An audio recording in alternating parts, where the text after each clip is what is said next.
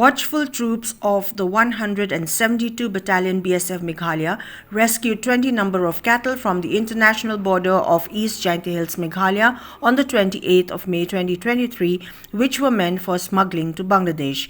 The BSF mobile checkpost deployed at Ratachera signaled the suspicious truck to stop, which was travelling from Kalain in Assam to Umkiang. The truck driver, who had accelerated the vehicle from the checkpost, was pursued by the BSF for almost 10 kilometers, who were later able to seize it near a petrol pump at Umkiang.